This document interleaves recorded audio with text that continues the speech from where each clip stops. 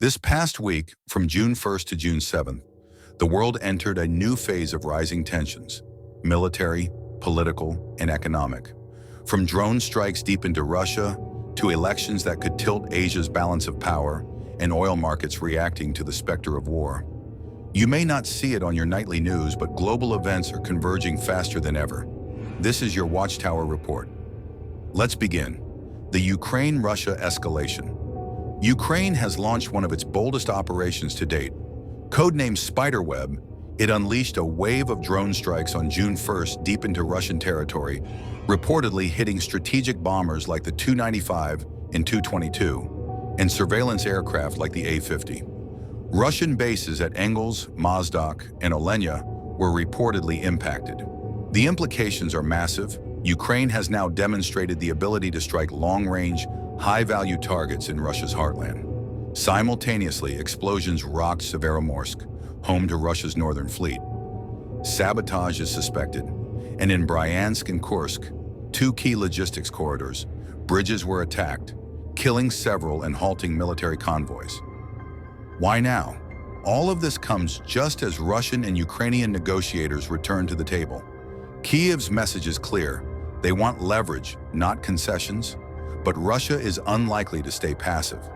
This war just entered a new phase, the humanitarian collapse in Gaza. In Gaza, the suffering deepened. An Israeli airstrike near a major aid distribution center in Rafah on June 2nd sparked global outrage. Dozens were killed, many of them civilians. Video footage from the ground shows a scene of utter devastation, smoke, chaos, and grief. While Israel maintains the target was a militant safe house, the optics are worsening.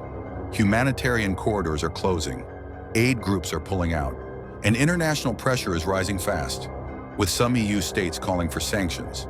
But in Tel Aviv, the response remains unmoved. The conflict and the casualties continue. Asia in flux, South Korea and Myanmar. June 3rd marked a major turning point in East Asia. Lee Jae-myung has officially returned to power in South Korea after snap elections triggered by a political crisis and impeachment of his predecessor. His victory represents a firm pivot away from US-Japan alignment and toward dialogue with China and North Korea. Expect serious turbulence in trilateral relations. Meanwhile, in Myanmar, the military junta extended a ceasefire with ethnic rebel factions, yet airstrikes continued almost immediately. This is not peace. It's posturing. The junta seeks to divide its opposition while projecting stability to ASEAN observers and Chinese backers. Expect further proxy conflicts in the months ahead. The Cambodia-Thailand border flashpoint. On the Cambodia-Thailand border, tensions are flaring again. Following a deadly skirmish in late May, both countries have moved troops into the disputed Preah Vihear zone. June 5th, the escalation talks failed. Cambodia now hints at bringing the case to the International Court of Justice. Thailand wants a bilateral solution, but history says otherwise. The last time the ICJ ruled here, it took over a decade. This could become Southeast Asia's next military standoff.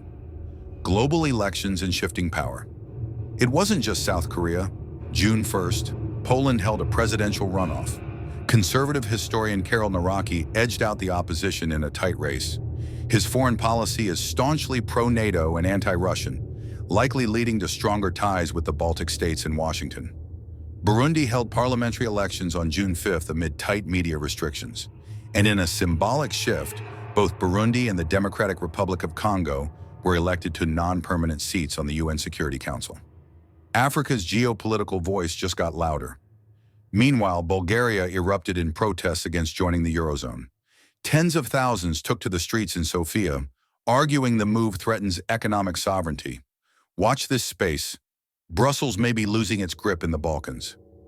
U.S. domestic turbulence. President Trump made two major moves this week. First, a sweeping travel ban reinstated restrictions on 12 countries, citing a national security review linked to a recent Colorado bombing. Critics call it fear-based politics.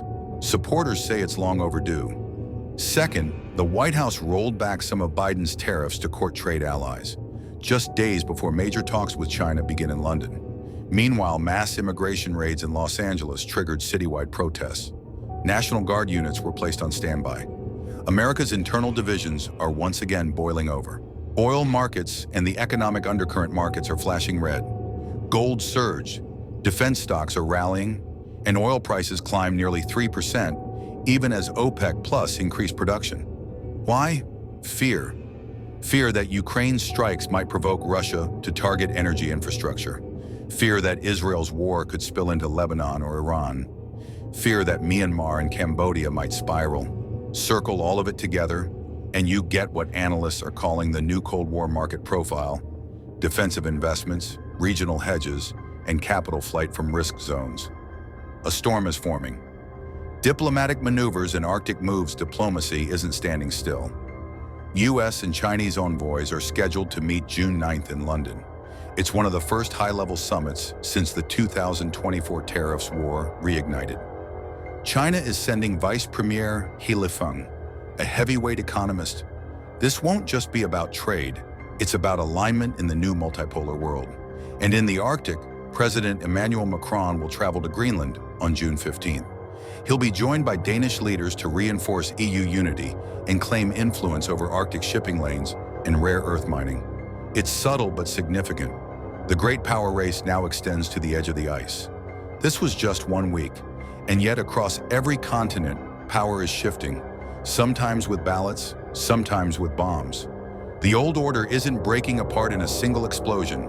It's dissolving, piece by piece, decision by decision. As always, we'll be watching from the towers above the noise. Stay informed on the world's shifting power. Subscribe to the Watchtower Report, where strategy meets reality.